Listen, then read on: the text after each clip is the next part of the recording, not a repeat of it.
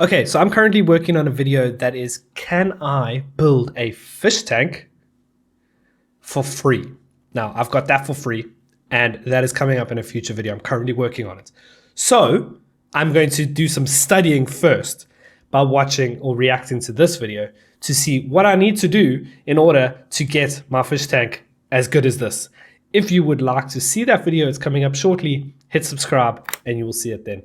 Let's get into the video. Tank that started my absolute obsession with ecosystem aquariums. When I started this project, I had absolutely no idea if it was going to work or not. But as you'll see from the video, my fears were unwarranted. This could not have turned out any better, and getting such a solid win on one of my first experimental tanks led me to try it again and again, adapt the formula, and attempt to perfect it. Whoa, way too fast, buddy.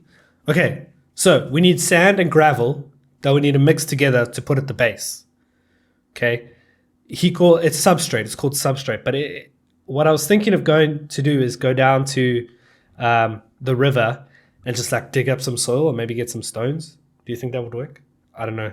Okay, but he's put that down, and then he's put another layer of another inch of clean gravel. So what is clean gravel?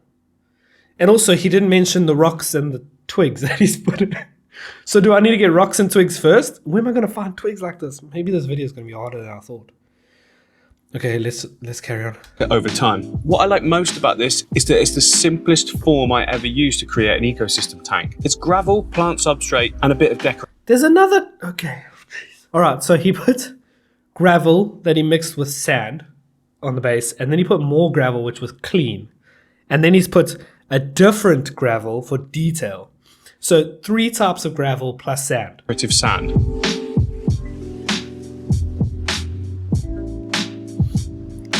Now, as you'll see throughout the video, I do have a small filter in this tank, and that's mainly just to push water around. It's not really doing anything biological. That's all. Okay, so fill the tank halfway for easier planting. So when the tank has got some water in, I'm assuming the plants will go in and actually stay in, or they won't fall over. Maybe that's the reason. Okay, so when you're watching this back, 3 types of gravel: sand, more sand, rocks, trees, water. Happening in the substrate system. As time went by, after a few months, I actually removed the filter completely. It was just unnecessary. But it did help with startup and making sure any dust in the water column got picked up easily and could be removed. The lights I use in this tank are literally clip-on desk lamps with a... That's actually quite a good thing. I've got some lamps lying around, so I thought it needed to be like a special fish tank lamp. I'm glad it doesn't. Okay, the plants, those, yeah, I can definitely find those plants just lying around. He's got a filter in there. Now, I don't have a filter. I hope you guys don't mind. Maybe for the video, I won't put a filter. Maybe the plants can just kind of, I don't know. Maybe I can borrow a filter. 6,500 Kelvin bulb. So simple, but they grow plants great. Now, my own definition of an ecosystem aquarium is one that requires barely any maintenance. Over the course of a month after setting the... Wait, what? Okay. So he filled it up, planted it, filled it up the full way, left it, then removed some of the water that was cloudy, and now he's going to add new water. I think the cloudiness is from the sand. Now, I do watch a lot of MD Fish Tanks videos, and he does a really good job, but he also puts a lot of money into them. So for me to do this for free, yeah, it's going to be a challenge, but we'll make it a good video. This tank up, I did a couple of water changes and wiped the glass a few times, and that is it. To me, that's what defines a self-balancing tank, and I'm not in any way suggesting that it's a closed ecosystem, you know, where you don't feed anything or do anything at all. Okay, so he's put 1 pygmy cory, snails and shrimp. So the snails and the shrimp will obviously clean it up. Now, where am I going to get snails and shrimp from for free? I'm going to have to find someone that has a fish tank and ask them. I wonder if the pet store that sells fish, I wonder if they'll have, like, if they'll give you snails for free. Because surely they're trying to get rid of all their snails. But nonetheless, it's still a form of ecosystem. Minimal maintenance and just enjoying the whole thing.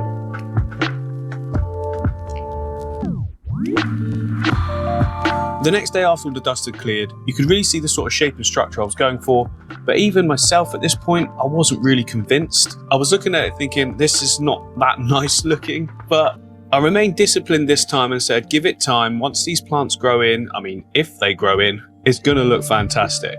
And I'm so glad that I did, because I don't think I would have learned as much had I not pursued with this project as I have done. I also added a fish and some critters to the tank. I opted for a tiny pygmy cory. Now the fish is barely going to generate any waste compared to the amount of plants in the system. Plants will use the waste, meaning we won't get any spikes in ammonia or nitrite. And as the plants are important because they're going to help clean the water, but also the lights are helping the plants grow. And the shrimp are cleaning any sort of waste that they let off, as well as the snails. So what does he need a filter for? I wasn't listening. Remind me in the comments. I'm pretty sure I can find those plants. The sticks, the twigs though, I've no, like, what's that, spider wood? time goes by, I'm going to add more and more things to the tank. At the moment, we've just got a load of bladder snails. I think I put some ram's horns in as well. And that's enough just on day one. I didn't show it here, but I also added beneficial bacteria to the tank as well. This comes in a liquid form and just seeds everything and gets the cycle going. By day 12, the Bro, whoa, whoa, we don't need to see that. Easy. Gary's getting it on. snails were breeding like crazy. And we've also got cherry shrimp in the tank as well. These are really good at keeping down background levels of algae. I felt it was time to add some more fish to the tank, and I put in 2 bronze cories from a discus tank. And to be honest, it felt a bit small for them. They're actually like adult size. And I noticed them breeding in my discus tank, so I caught them, hoping that they would breed in here and the babies would survive, but it just didn't feel right, so I took them back out. And then I replaced them with some panda cories, which are much smaller and stay about half the size. Little trio of them, and I feel like they suit the tank way more. But they're so small. Like, I don't know what the maybe I should research, but what is the fish tank to fish size like comparison? Like, what size fish can you have for your tank? What is optimal? Like, that is 200 liters, 180 liters maybe. Like, can I have a fish this big, like a park?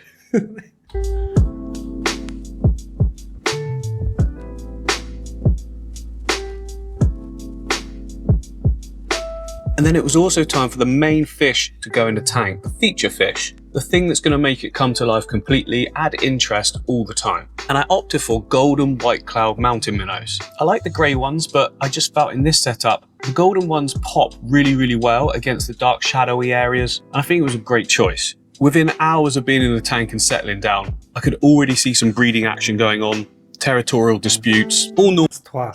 That's twice in one video. We've seen animal fornication. Normal stuff.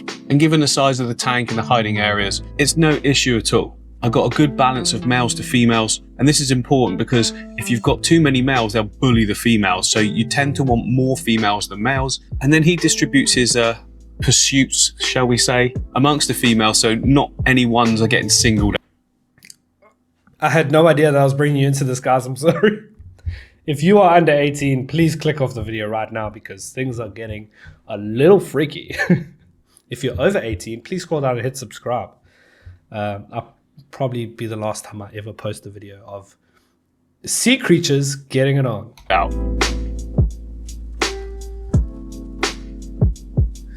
Can regularly be seen on patrol. Doing what, buddy? Snail appears to be turbocharged. He's flying, running away from Gary.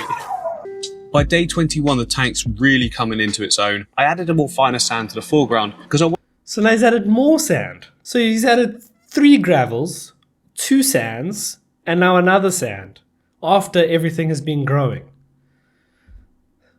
I've got one source of sand and gravel, and that is the river down the road.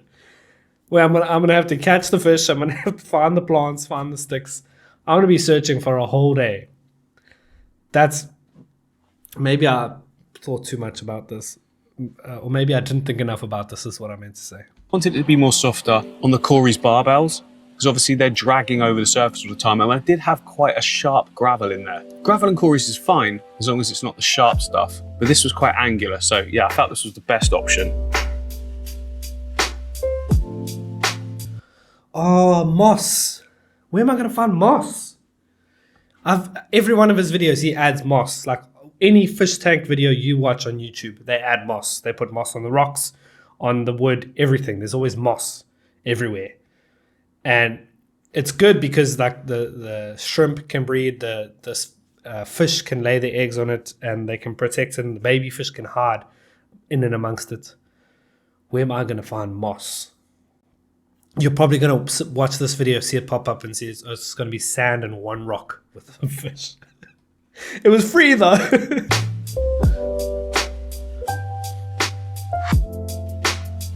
By day 30, we're absolutely flying. All the plants that are planted in the substrate system are now reaching the surface and starting to poke through.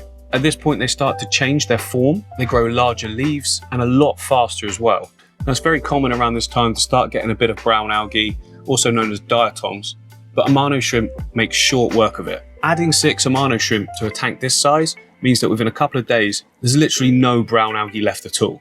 Otocinclus also worked really well for this, and bristlenose, but I think a tank this size, way too small for a bristlenose. They get huge, they'll just tear everything up. Okay, so I need 6 shrimp. Amano shrimp specifically. Not sure where I'm going to find that, but okay. Maybe that can be like a late edition once the brown algae starts to pop up.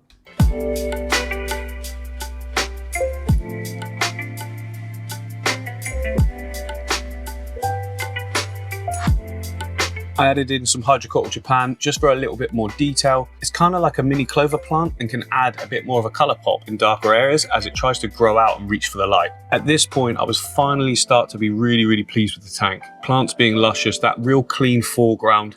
It is the look I was going for. Here's my thing, right? You put all these different plants in, and like water plants, of course, and they grow. Is that not creating less space for the fish? Like, doesn't that make it like a worse environment for the fish because there's less space for them to swim around? Like, let me know in the comments what you think.